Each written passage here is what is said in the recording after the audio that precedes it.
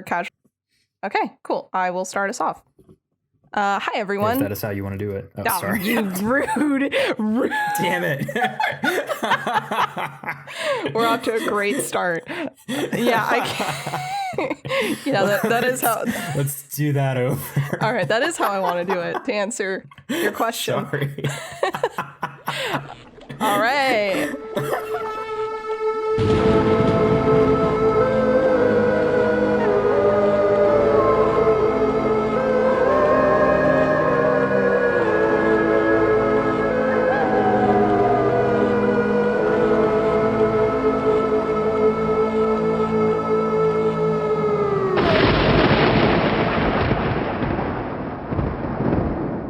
Hi, everyone. Welcome back to the Casual Horror Podcast, the podcast where we are casually talking about horror, except we're a little less casual today. We're getting into some specifics about a genre. I'm Nina. I'm Jeff. And our other two hosts aren't here today because we want to keep this pretty short and just informative, because in our last episode, we talked about Apostle, which falls into a category of horror known as Gothic horror. And we're about to talk about one of my favorite movies, Crimson Peak. And it also falls into that subgenre. So I thought, why don't we tell you guys what that is before I start throwing terms around that not everyone knows what they mean. When she says not everyone knows what they mean, she's talking about me. I don't know what these terms mean. See, but the good news is I did research. So I have a couple articles that I did read before going into this for some history on my experience with Gothic horror. It's my favorite genre. It's what got me into horror. I have loved it for a long time, starting with books. And then obviously there's much less film Gothic horror representation than there is literary wise, but it's still there. And I still love it. So I have a couple articles open, one from Book Riot called What is Gothic Horror, and one from thoughtco.com that is Gothic literature. And I have narrowed Gothic horror down to its bare essentials, and we're going to talk about it. All right. Okay. So we're going to get started with some base criteria. Obviously, genres can be really subjective when it comes to what falls into them and what does not. But so take all of these with a grain of salt. But this is the structure that most Gothic horror should fall into. 1, we need a bleak setting. Wherever we are, it's got to be bleak as all else. No happiness allowed. Maybe a little happiness allowed, but only if you're frowning while you're happy. Right, of course. Of course, you know. Is a lot of Gothic horror set during the winter because of that? Is Winter, that a trend? A lot of gray rain, a lot of rain happening. The Crimson Peak does take place during the winter.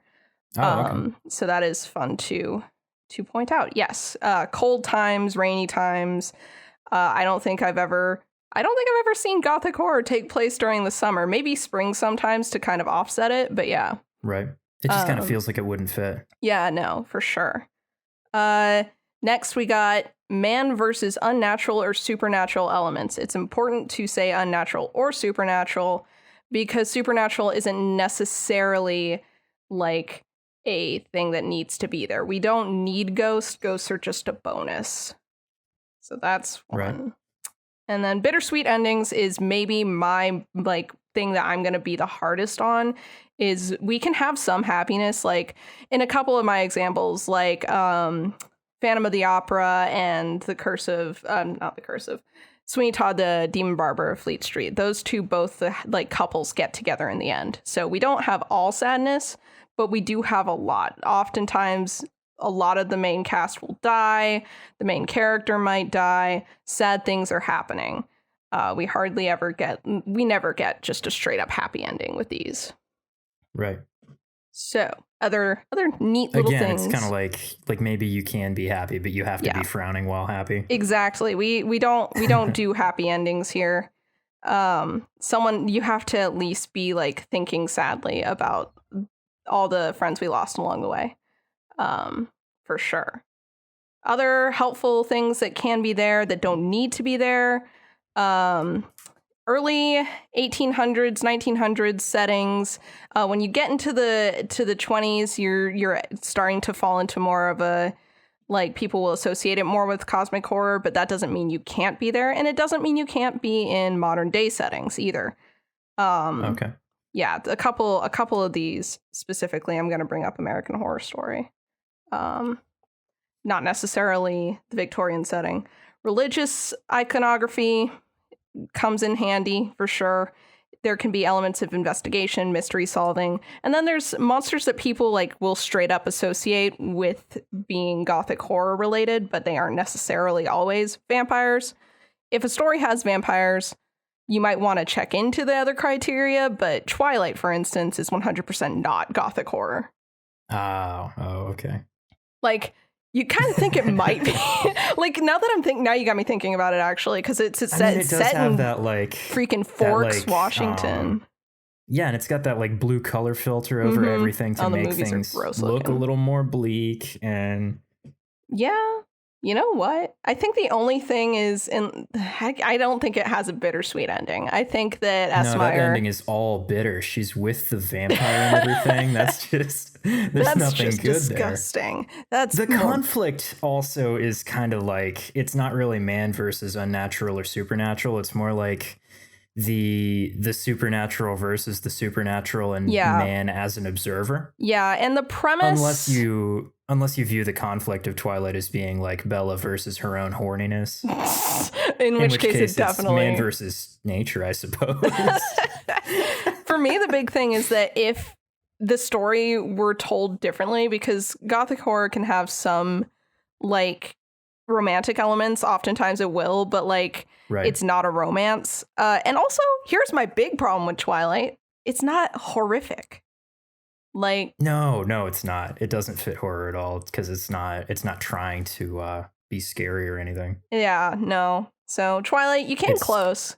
Valiant it's trying effort. And failing to be romantic as well, but like it's not even shooting for horror. But at least the intention was there with romance, as far as we can tell anyway. But onto some positive, actually, like these do actually fit. I have a lot of examples here, but I'm just going to go through some of them because I think there are too many. Obviously, I wanted to talk about Apostle since we just talked about that one. Fresh in our minds. We remember most, if not all, of the everything. The bleak setting is pretty obvious. It's that island town where everything is pretty much dead and burnt and gross. Pretty bleak right off the bat. All the people around are pretty standoffish except for Malcolm, and like you can have young lovers. That's okay. The young lovers are all right. Because they both die. Obviously. Yeah, no. Man versus unnatural or supernatural elements obviously is Thomas versus the cult and the goddess, and maybe more importantly, the grinder. Who is he? Who is that man? What's up with him? Nobody knows. Does he take days off? Does he have weekends or something? Well, he wasn't there the first time we saw her, was he? I didn't notice him. I think he was. He was just he was just vibing. You didn't taking see a nap or something, maybe. I don't know. Maybe he was on a break. Involved. I don't know. Eating lunch. What does he eat? He was still wrapping his twine up. He wasn't ready yet. He wasn't. He had to like take his beauty sleep. But that he definitely is a big element. And then obviously the bittersweet ending of Thomas. Like, the girls get away, but Thomas does not. Malcolm does not. We got that kind of what if kind of a thing. Bonuses, religious elements. We were just talking about this before the podcast started, but it's technically, this movie falls into Southern Gothic. Why, you may ask? It is set in Scotland. Well, I think it all comes down to the kind of religious elements we are shown. We aren't shown a big cathedral, no stone. Like, we have one statue Mary-esque thing, but like, we got a lot more barns and a lot more wooden buildings, and the kind of yelling about sin and stuff is very Quakery, very Protestant. So very much, yeah. That falls way more into Southern Gothic. I mean, with that all said, though, you know what does have a big cathedral in it, wherein some of the villains reside, is Twilight. That's true. They do live in a cathedral. You'd think that would make for an epic fight, but unfortunately, I'm starting to think that Twilight is just the biggest, like, botched Gothic horror that could have existed. She kind of, like, literally, if the intent had been there, all the building blocks are there. Yeah, it's really just a matter of the execution. Even Michael Sheen is there. Oh my god. But yeah, obviously I'm not going to spoil anything, but Crimson Peak does fit. It's got basically everything that it checks off, except for maybe religious iconography. I don't remember there being any, but other than that. Oh, okay.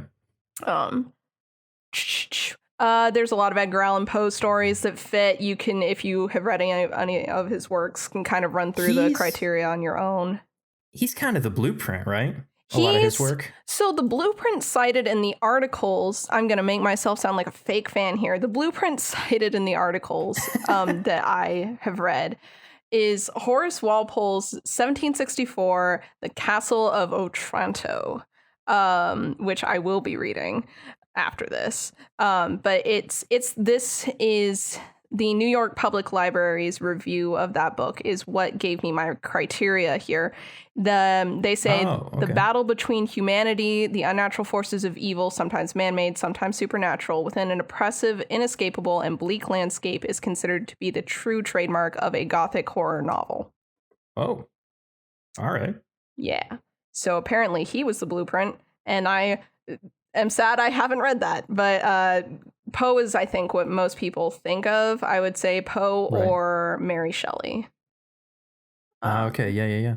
Since she did come first, but I think this is a good time to, like, we're getting a little off track, but I would like to talk about Frankenstein, sci-fi or horror, or both. I don't think there's any reason to try and draw a line between the two, personally.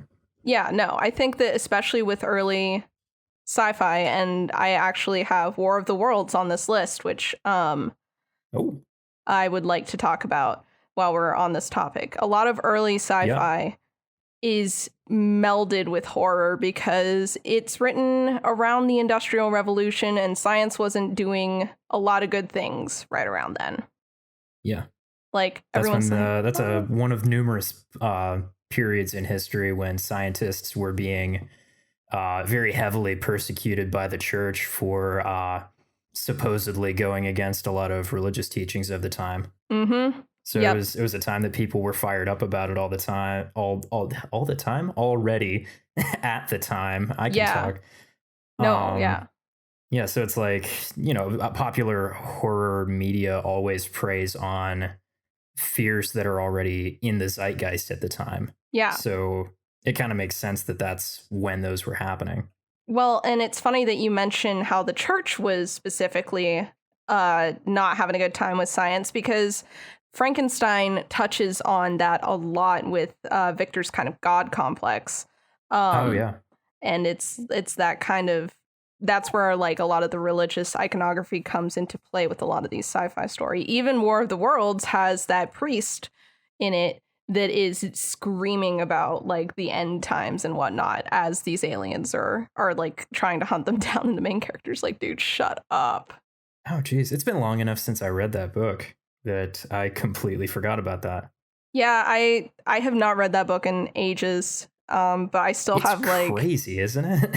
it sticks with you. Yeah, and like parts of it apparently, but yeah.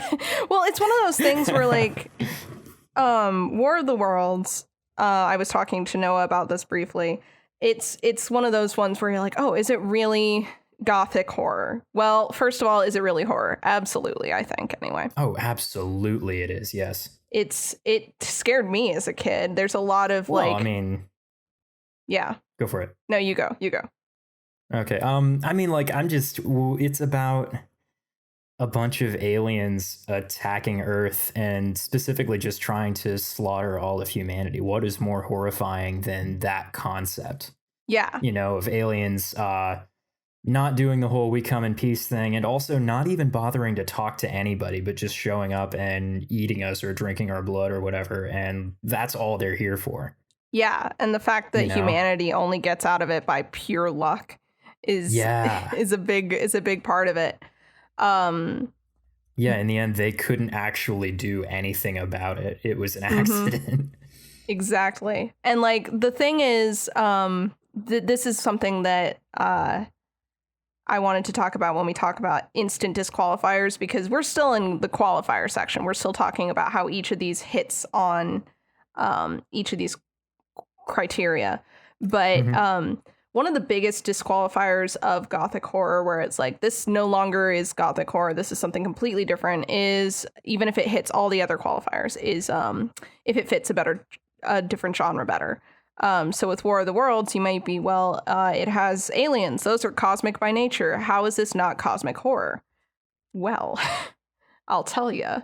It's because we know too much about the aliens. Cosmic horror is so deeply founded in the fear of the unknown that we just know too much. The moment that we know how the aliens can be defeated, we know what they look like, we know like the specifics of the ways that they're getting around the world, we know what they're doing with people once they catch them. For the most part, we get that they're eating them.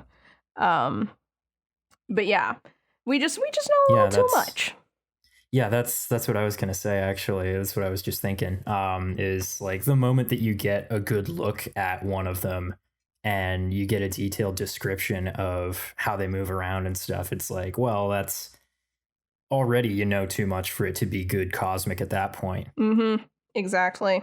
It's not the classic, Lovecraft kind of, well, I can't describe it, so... So but it was scary. You gotta trust me on this, guys.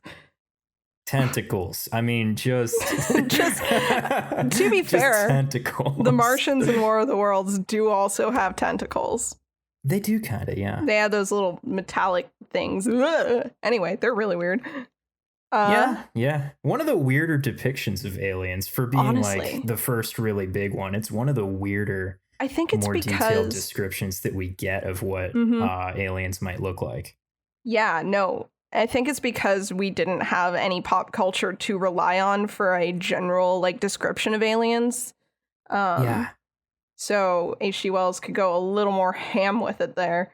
And he did. And boy, did he. Other works by H.G. Wells would fit into this as well. Notably, I think The Invisible Man barely doesn't, and it's because it doesn't have any of the aesthetics. Same with The Time Machine. I think early Time Machine like hits it a little better, but the more that we get into the weird stuff that he finds as he starts hopping through different time periods, the more that we get away from that. Noah mentioned Reanimator.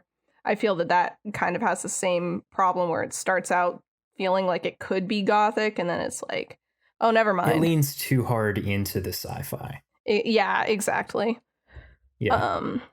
But for a couple other examples, I mentioned American Horror Story.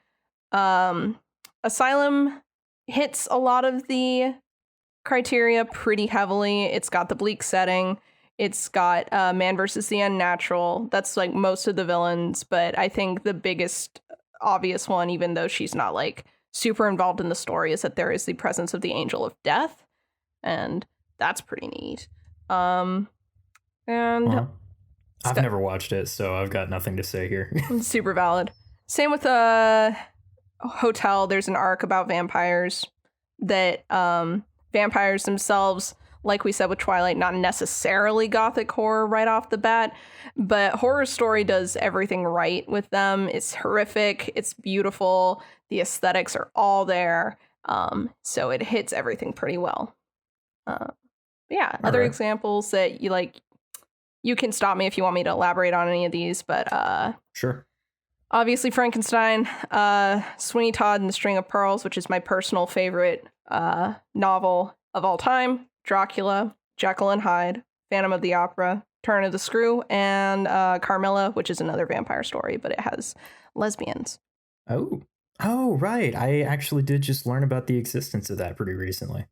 Yeah, it's interesting. Huh. Yeah. Now, on the Jekyll and Hyde front, Would you call that more Gothic than sci-fi, or is it kind of both? It's one of those things where if Frankenstein qualifies, then in my opinion, Jekyll and Hyde should also qualify.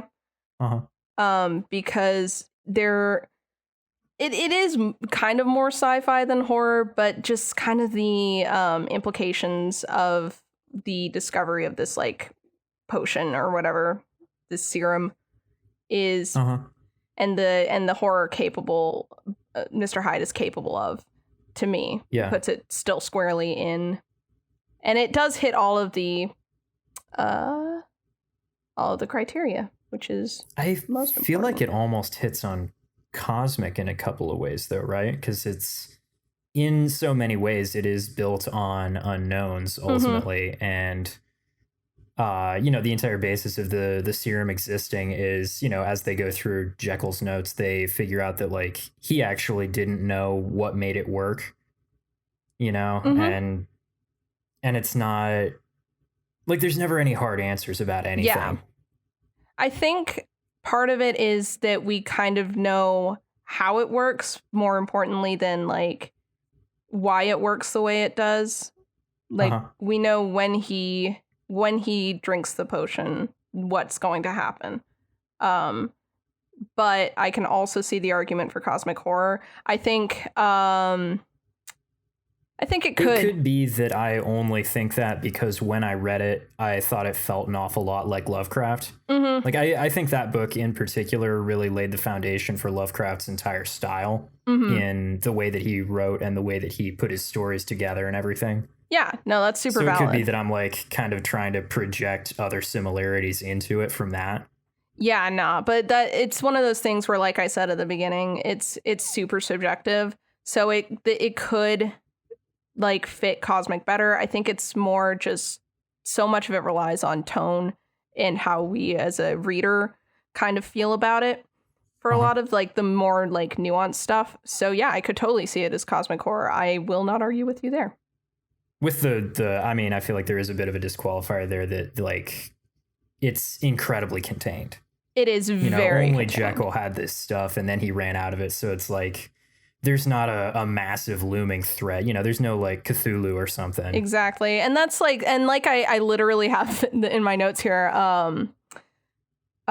which is perfect. We can move right into disqualifiers from Gothic horror, obviously fitting another genre better. I have cosmic horror fits almost all the base requirements, but feature cosmic elements and the fear of the unknown. And then I have in parentheses, but that's a whole different episode. Cosmic has its own unique set of requirements and like sub requirements, and it's subjective, but it would be nice if it had this kind of things. And the looming threat is definitely one of those where it's like, oh, but is it over? That's a big cosmic horror thing. Yeah. And the evil was contained, or was it? Da-da-da. But yeah, no, cosmic horror and Gothic horror. The reason that like Gothic horror in literature kind of phased out is because it was like any other trend. It was followed up by a different trend that fit the fears of the time a little better. Like you were saying, the cultural zeitgeist for Lovecraft's work was in the 1920s, and like everyone knows Lovecraft is racist, so I don't think I'm off base saying this, but like what was he afraid of? Immigrants. Yup. And the prospect of black people having children with white people. He hated that. Exactly. That's the entire basis of the Call of Cthulhu. I mean, come on. Exactly.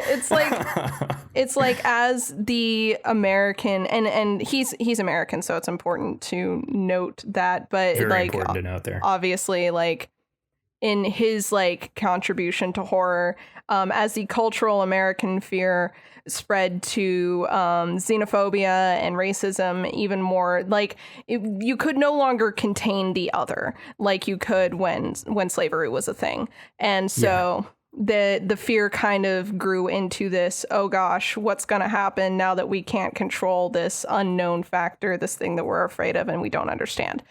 I wonder if Lovecraft had still been alive and writing at the time, what story would he have written when like the Civil Rights Act got passed? I feel like there would be a very he already wrote because he'd be scared. Oh yeah. Well, one of the only stories. So this is a big qualifier for my cosmic horror discussion. I love cosmic horror, but I do not like Lovecraft, and I have only read, I think, 2 stories all the way through by him. I have read The Thing on the Doorstep, which I was about to talk about. It's very Body Snatchers-esque. I have not read that one. It's terrifying. I loved it, but I like you were saying, like the kind of you can easily see the kind of xenophobia and racism there, because it's all about like these socialites kind of being body snatched by this cosmic creature. And then I read Color Out of Space, which is a short story. Love that one. And I read that one because I wanted to watch the Nick Cage movie, because of course the premise is so similar to Annihilation, which was written by a woman of color. And like I've said in the past, I really want to talk about like cosmic horror written by the person that H.P. Lovecraft would have hated.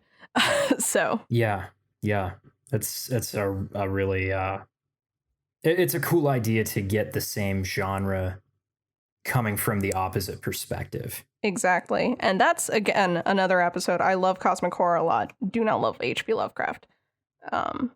Understandable. I'm embarrassed of how much I like a lot of his stories. They're really interesting. Like, I wish they weren't. It's kind of like other writers who shall go unnamed. How you want to enjoy their stuff because the premises and the ideas behind them are so exciting, and then you find out they're a terrible person and it's ingrained in their writing. Yeah, and then the longer you look at their stories, the more you start to see it. And there's, I love Reanimator. It's probably my favorite Lovecraft. But if you read it real closely and you know that he was racist, you really, really see it in a lot of ways. And it's really not good. Yeah. We're talking about cosmic horror and Lovecraft an awful lot, considering that this was supposed to be about Gothic. It's very important because like we said, it is an important thing because like we said, Gothic horror is about a fear of very different things. Like science. Science is definitely a big one. Mary Shelley, I love her so much. She is the founder of horror as we know it. I don't think she gets enough credit for that.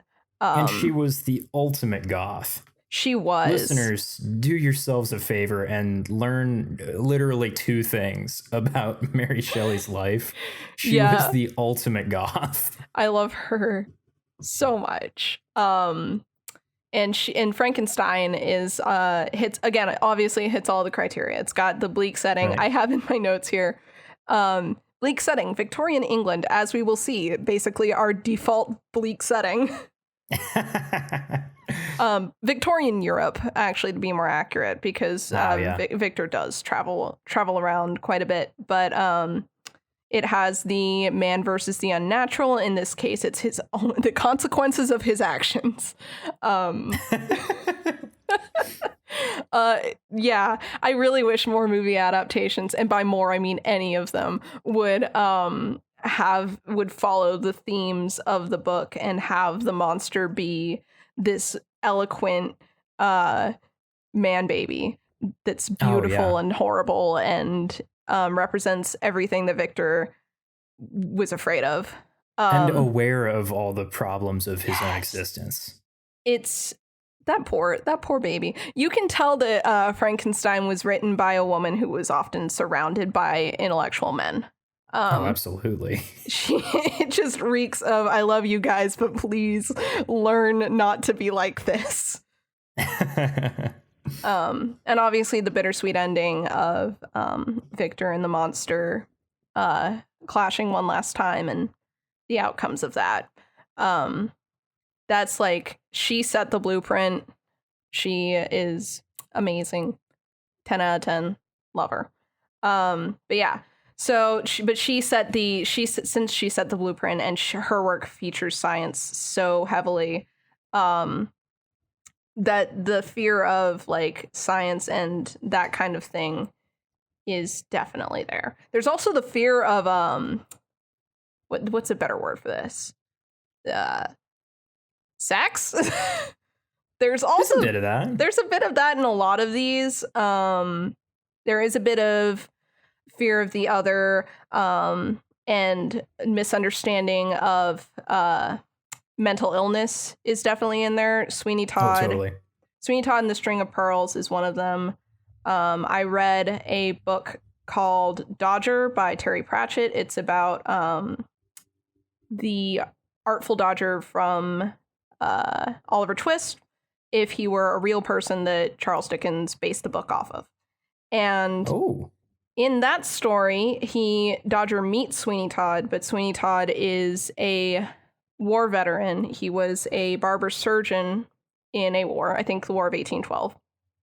And he has PTSD, and that's what leads to him at first accidentally killing people and then being driven to kill more. And I really liked that interpretation because in the original novel, he's just crazy. But now I think I've very heavily associated Terry Pratchett's version. And in the more popular version of Sweeney Todd the musical, Sweeney Todd is driven to madness by grief when his wife and child are taken from him, and while he is framed for a crime and sent off to Australia. So yeah, no, the in the book it's just like, so it's kind of like The Fugitive. Yeah, a little bit, yeah. Sweeney Todd's just out there in Australia like, I didn't kill my wife. Literally. No, he gets home. He finds out that his wife and daughter have died. I don't want to spoil anything because I do want to talk about this on the podcast at another time. And he's driven to madness through grief, and he is not offered help by anyone except for Mrs. Lovett, who is also batshit. So that doesn't help. It happens sometimes. It do be happening. And one could say there's a big theme of classism. No, one could say there is a huge theme of classism in both versions of the Sweeney Todd story. And so, yeah, because Sweeney Todd steals. I think it's important to note at this point, I know literally nothing about the Sweeney Todd story. I know that it's like one of your favorites, but I've never seen the musical. I've never read the books or any of the forms of media that it has touched. I've never consumed any of them. I literally only know he's a barber and he kills people. And he kills people. Yeah, no. That's all I got. I want to, because it's not one of the better known horror stories out there. I do appreciate that anyway, because it means that I get to lay it out for the listeners as well, instead of just assuming everyone knows. You get to be a hipster about it. I am a little bit of a hipster about this story. But that all to say, the fear of science isn't the only thing. There's also like some classism, because that was a big problem at the time. And there's the fear of like sex in like stories like Dracula, stories like Carmilla, that kind of thing. So, you know, it all depends. It's not as cut and dry as Lovecraft, where it's like, oh, he's a racist, but there's still underlying things there. Well, I mean, to be fair to Lovecraft, he also did have underlying things about his fear of sex. That is also a good point. It's a very big part of the Dunwich Horror. I'm going to need to read that one. I don't want you to make me read more Lovecraft. I don't want to make you read more Lovecraft, but on the other hand, I do definitely want to make you read more Lovecraft. I do. I appreciate knowing things, so I'll probably end up doing it. But anyway, off of cosmic horror. Other genres that things may fit better. The obvious one that I can think of here is period horror. The Witch specifically hits everything right on the nose as far as qualifiers for Gothic horror. But even though time period is not an automatic disqualifier, as we saw with like American Horror Story and stuff like that, if it's so focused on the time period it is set in, it can be a disqualifier. The Witch definitely wants to be set in like the Pilgrim times and stuff. And I feel like the conflict in The Witch isn't actually the natural versus the supernatural so much as it is like man versus man's uncertainty of everything in his own experience. Yeah. You know? That's a good point. That is definitely a really good point. And like in Gothic horror, the unnatural can be symbolic of, and here's another thing that I didn't talk about that is actually very important. There are hardly ever, there's a lot of religious imagery in Gothic horror, but there is almost never demons. There's almost never possession. I actually can't think of any examples that include possession or demons that would fit Gothic horror. What about like The Lodgers, maybe? You ever seen that one? Haven't seen that one, no. Oh, okay. There's like sort of debatably a demon. There's actually I read something about it the other day that somebody was saying they have an idea of like a perfectly natural explanation for everything that happens in the movie. But we will probably end up covering that at some point in the future. So I won't talk about it too much. Okay, I'm really excited though. Now I'm gonna have to I want you when to we watch do it that. with a clean slate. Yeah, once we watch that in that episode, I should make a note for myself somewhere that's like when we talk about the Lodgers, remember to revisit the Gothic horror thing. Because it definitely, when I watched it, I was like, oh, so this must be Gothic horror, huh? And looking into it, it seems to fit, certainly, but there is kind of a like sort of a Faustian demon deal kind of thing. Yeah. That is the centerpiece of the plot. Yeah. So it kind of feels like that should disqualify it, but yeah, I don't for know. Sure. That's interesting. That we'll see about it then. We will. We will have to see. The other thing that's not genres that does disqualify things from being Gothic horror. This is the second most frequent and the only other one I'm going to bring up.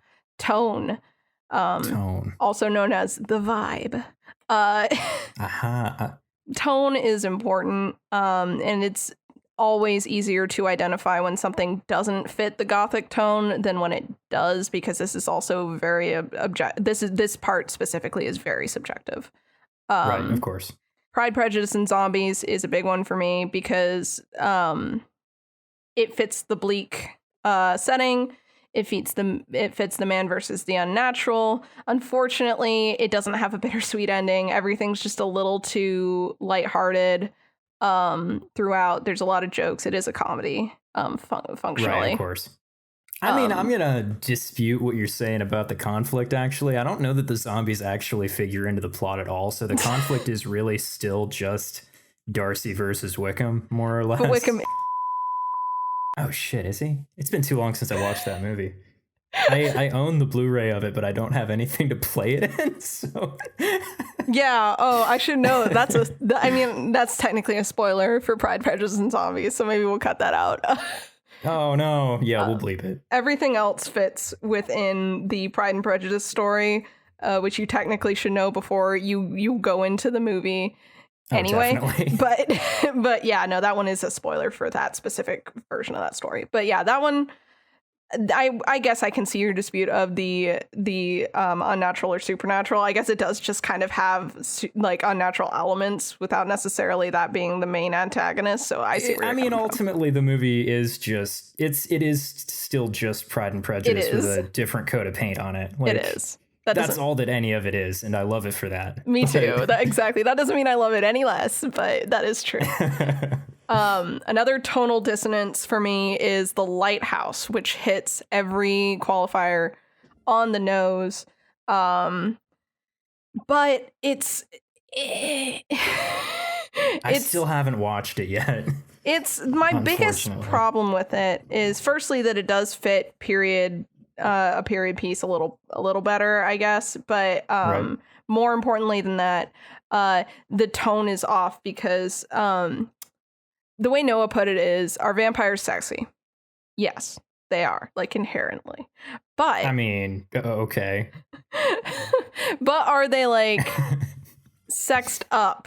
Are they like, there's usually no nudity in these movies. There's none of the like awkward parts of sex or any of that. But in The Lighthouse, there's a lot of masturbation. There's a lot of farting. Right, of it just gets gross. And I think that's something about Gothic horror that needs mentioning is that it can be gory. It can be bloody. but it's usually not hugely gross. I know I said American Horror Story Asylum. I know there are gross parts of that. Bear with me here. I said this part was subjective. Right, of course. But yeah, that's Wait, so what if there were a movie that had like vampires and all the ordinary gothic elements that come along with vampires, but then there was also a scene where a vampire just like couldn't quite manage to put a condom on, like he was holding it backwards or something, and he was like, "I'm so sorry, this never happens." I think that would be more subjective than if a vampire was trying to like do something and he just ripped a loud fart. Like, yeah, okay. That one's gonna destroy the tone for me. I think there's more leeway with the awkward sex than there is with just ripping a loud fart, which Willem Dafoe does so many times in The Lighthouse. Does he? All right. He do be doing it. I mean, I kind of assume that's what he's doing in any movie. They just like, muted it and ADR'd over it or something. Yeah, that's a good point. I mean, look at his face. That's so mean. That man's just farting left and right, trying to throw off everybody else. This is so needlessly mean to Willem Dafoe, but okay. He looks like he's having a good time. He does. That's all I'm saying. No, that's fair. So I did ask a couple people. Now we're kind of into just general discussion. Okay, now before we get into this for a second, it kind of seems to me like a lot of the what's Gothic horror and what's not kind of, qualification, disqualification discussion falls into the same situation as like when people argue about whether things qualify as sandwiches. Oh no. And you're treading a thin line here, Jeff. Now hold on. The absolute best response that I have seen to that kind of discussion was by a listener of our show, N64. Shout out to our boy N64. Hey. Who said a sandwich is a social construct. And if referring to something as a sandwich is confusing to the listener, then that means that it is not a sandwich. So since a lot of the Gothic disqualifications seem to be like, if it fits something else better, that means it's probably not Gothic. Is that kind of the same rule there? I think like is it just that like if it's confusing to think of it that way, like if it doesn't make sense, then it just isn't. I definitely think so. That actually contextualizes it really well for me, because even though I can come up with explanations for why certain movies are not Gothic horror, in the end it is like, well, if it's confusing, like The Lighthouse, you could call it Gothic horror and it'd take me a while to figure out why that doesn't work, but I know the moment that you said it that it doesn't. So Yeah, so it's kind of like if you have a better descriptor for it, then use that instead. Yeah, for sure. That being said, sometimes Gothic horror is one of many ways you can describe something. Of course, yeah. So, which brings me to Addams Family. Is it necessarily horror? I don't know. A little bit horrific, but... I mean, they kind of lean into horror concepts and aesthetics, right? But the end goal is always comedy. Mm-hmm. So you could call it maybe a gateway to horror comedy. You could maybe refer to it as like a Gothic comedy, if such a thing can exist. It really also depends on what iteration of the Addams Family you're talking about. If we're talking the original TV show, then that's a completely different feeling and tone from like the movies that came out in the 90s. Mm-hmm. And that's an entirely different thing from the movie that just came out, the year before? Oh, that one was just straight comedy. I didn't like it. I did not enjoy it at all. It didn't seem like it was doing any of the stuff right that the previous iterations had done. I think this is going to be really interesting. I think that part of why the new Addams Family didn't feel like the old Addams Family is because it did exactly some of the things that I've been saying I don't like. I feel like disqualifies things from being Gothic horror. It disrespects that kind of Gothic tone. Which is something that the movies from the 90s actually did a pretty good job with. Oh yeah. Well, in a lot of ways. I think the only qualifier that the Addams Family completely misses for me is that the whole point of the Addams Family is to make this otherwise bleak setting into something that is very warm and inviting to the viewer. Yes. Yeah, that's the thing. Ultimately, the Addams Family are an extremely functional and loving family. Mm-hmm. And it's all happy endings. I would call it maybe a subversion of the genre. Like, it's specifically built to be. So yeah, it is specifically built to be a subversion of everything that it is. So that kind of means that it's designed to elude classification. Exactly. Yeah, no. I would say it's not even like, you know, Game of Thrones is supposed to be a subversion of certain fantasy tropes, but it's still fantasy. But I wouldn't say that the same could be said for the Addams Family. Yeah, the Addams Family is an anomaly. It's good is what it is. Watch it. Exactly. I'm trying to think of other things. I had someone ask me about another one. My mom, I think, somewhat facetiously suggested the Rocky Horror Picture Show. I haven't watched it, so I haven't either, so no I can't wisdom. say anything. But I think it's very similar. That's the one where Tim Curry's like really hot, right? Yes. That's all I know. Well, but the thing is, I think that Rocky Horror Picture Show also falls directly into the same thing with Addams Family, where it's a subversion of that kind of those kind of tropes, because we kind of have like the setting, we have the science guy, we have the grotesque assistant. This is someone who has heard a lot of the music, seen a lot of the characters, and knows the general plot, but hasn't ever actually seen the movie. I that's my like uneducated literally take. All I know about is Tim Curry. So. That's super valid. Let me think. I think that's like off the top of my head. Do you suppose maybe like dark genre subversion is almost its own subgenre in a way? Like, yeah, for sure. It doesn't fit anything else. Like no, yeah, definitely, because it definitely, you know, one that's just occurred to me actually. What's that up? Like it likes to call itself a comedy, but I personally don't feel that it's necessarily any more a comedy than a horror. Get Out. Get Out has the bleak setting, being at your girlfriend's parents' house. The bleakest there is. Like, you get me. you get me. I definitely, nobody gets that more than I do. But yeah, there's that bleak setting. There's the man versus the unnatural elements with what the girlfriend's family is doing. I don't know if you've seen the movie before or not. I don't want to spoil it for you. Wait, which one? Get Out. Yeah, I've seen it. Yeah, so there's like the whole element with what the family is doing feels like a very Gothic horror twist, honestly. Lot of the... It's got like just a slight bit of a sci-fi element, but it's also very much still in the unknown. It's very unnatural, of course. Mm-hmm. But the way it works is still well enough explained that I don't feel it falls into cosmic. And then right. I feel the only thing that maybe would disqualify it is if you feel that the ending is too happy. But personally, the fact that we know a lot of innocent people died to further the agenda going on. And there's no getting that back. Yeah, I think it could fall. I think that one and Jordan Peele's second horror movie, Us has a lot of elements to it that feel... That one I haven't seen. That one's... So I like it a lot.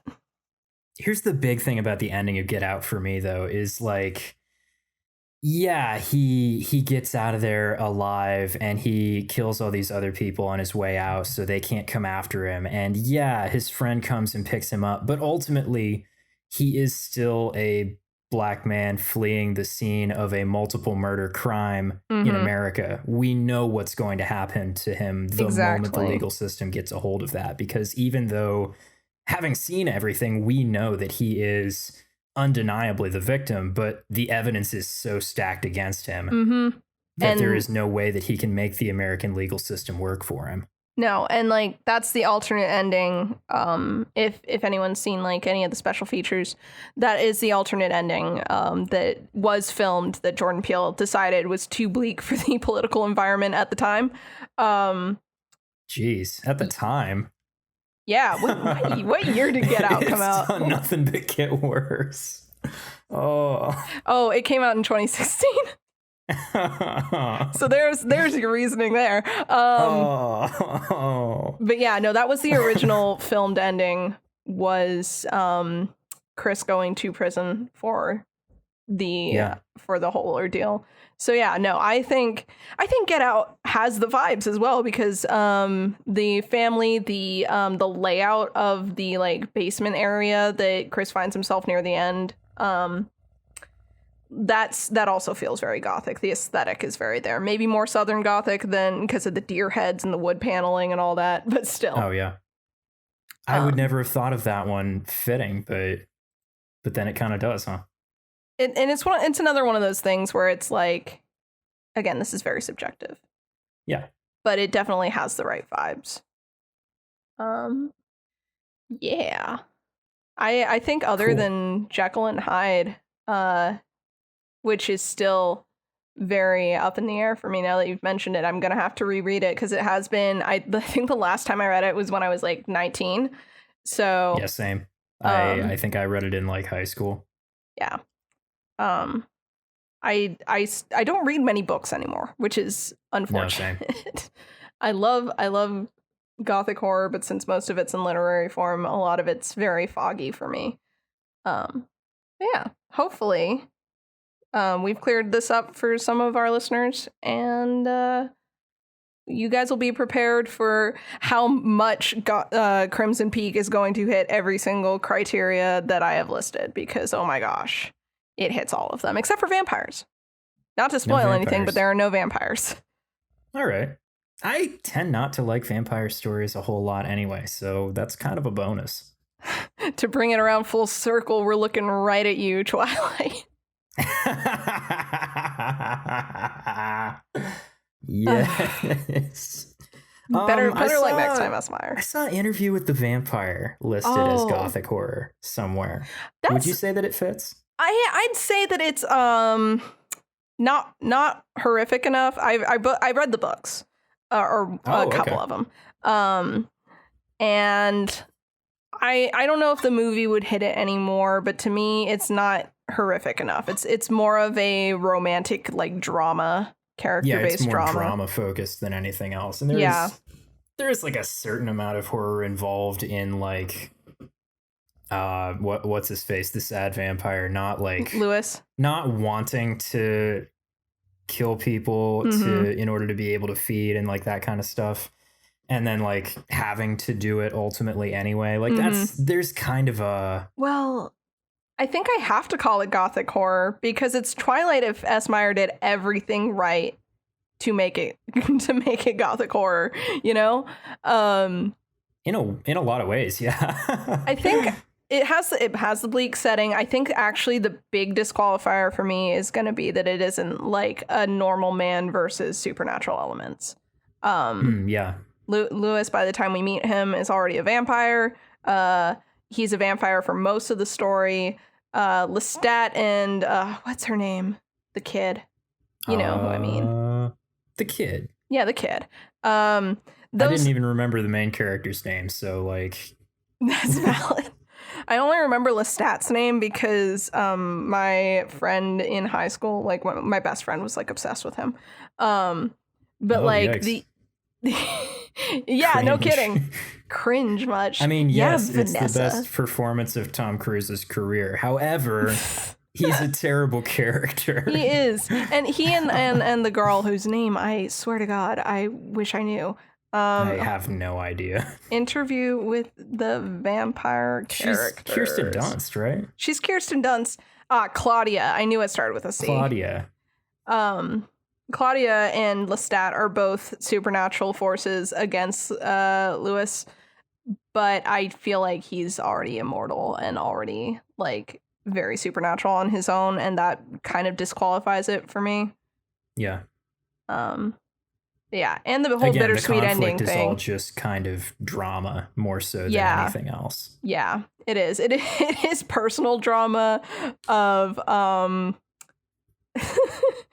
why won't you eat this child? Oh crap, the child is now a vampire. The child is unhappy that she is still in a child's body after like 30 years. Oh no, we've made a mistake. If only we would have listened when everyone warned us.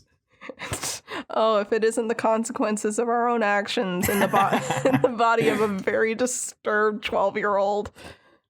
But yeah, no, I don't think it technically qualifies. I think it hits a lot of the markers. It's definitely Gothic. I wouldn't call it horror. Okay. Sort of a Gothic drama then, maybe. Yeah. Yeah, for sure. All right. Do we have any other titles to determine whether or not they're Gothic, or? Nope, I think that's basically it. Okay. If anyone wants to hit, this is a good time to plug. If anyone wants to hit either of us up on Twitter and be like, hey, do you guys think that this movie is technically Gothic horror? Tag me. It's Nina Wolverina or House Usher Rises, which is technically the more appropriate account. I will drop everything and pour over your example and answer as honestly as I can. And you can find me on Twitter at Bubba Wubbadab, spelled exactly the way that it sounds. And if you're going to ask us about Bubba Hotep, I think it might be, but I don't know. Ask about Bubba Hotep. Have you seen that one? I haven't. I've seen it around work, but it's never occurred to me to watch it. Yeah, that makes sense. I think it is in a genre of its own that I've never seen any other movie in, and that is existential horror. Ooh. Because you hear the concept, right? You know the concept? Yeah, the concept is an Elvis impersonator who's like old. Well, or is he an impersonator? Is he actually Elvis? Or right. Yeah, it's an aging Elvis/Elvis impersonator in a retirement home fighting a mummy. Which makes you think going into it that it's going to be like wild and wacky, and Elvis is being played by Bruce Campbell. So you think it's going to be wild and wacky, but instead it punches you in the gut. And it's just an absolute depression session the whole way through. All the horror that is in the story is just like, oh God, my body's going to be like that one day. There's nothing I can do to prevent it. It's just a matter of time. Oh no. He's just so miserable day in, day out, just lying in that bed. Oh God. Like, that's definitely existential. Is existential. And then every now and then you have to like double check what movie you're watching. Like, this is the one where Elvis fights a mummy in a retirement home, right? He's in a retirement home for sure, but where's my slapstick Elvis mummy action? Why'd you hire Bruce Campbell if you're not going to have him be funny? I mean, like, oh my and he gosh. is. He does, like, crack some jokes and stuff, and he does a really good Elvis, but, like, don't go in expecting to have a good time. Yeah, no kidding. I'm already terrified. Have, like, a comedy lined up to watch afterward or something. I recommend this usually for movies like Texas Chainsaw Massacre or something, like, that like you need eye bleach after or something to clear your mind so you can sleep. This is gonna sound like a weird one that I needed that kind of cleansing after, but the new Star is Born movie with Lady Gaga and I'm really? not even kidding you. It had been a pretty bad. I saw it with Carson. It had been a pretty bad week, and no one warned us about a particularly gruesome twist that happens near the end, and we were both left just so sickened afterwards that we went home and watched Dracula Untold. I thought it was just like a biography kind of. Nope. No, I will tell you about it when we're done recording. Wait, so it stars Lady Gaga, but it's not like about her career? No. She's Lady Gaga, since we're talking about American Horror Story. I thought that's what that was. I thought it was just about her early career. What the hell? She just plays a character. She's an amazing actress, honestly. It was really surprising because that was the first role I saw her in. And I was expecting her to be like every other like singer who's in a movie. But she like is genuinely really good, and even watching that couldn't have prepared me for her character in American Horror Story, which is one of my favorite American Horror Story characters to this day. I think I did actually see like the first episode of that one time. Yeah. I think it's a good introduction. It did not get me. I mean, it might have been just because of the time that it was that I saw it and the people that I was hanging out with at the time when we watched it, but not an excess of good associations there. So I just kind of never came back to it. American Horror Story is the schlockiest, cheesiest, most self-indulgent like piece of horror media that I have ever like consumed. And I acknowledge that it's probably not for everyone, and yet at the same time it's somehow like the layman's horror series. So I don't really understand how it manages to be both. But yeah, anyway, all that to say, thank you so much for listening. Tune back in to hear our review of Crimson Peak in a little while, and follow the podcast at Casual Horror Pod on Twitter, where we release all of our episodes. We talk about Emma runs that account and she's hilarious, so definitely follow it. Yeah, she's the funniest of all four of us. She is, simply for post-crump clarity alone. That's never gonna get old. We're never gonna top that. We aren't. We peaked so early. It's just all downhill from there. And with that, thank you guys for listening, and we'll see you next time.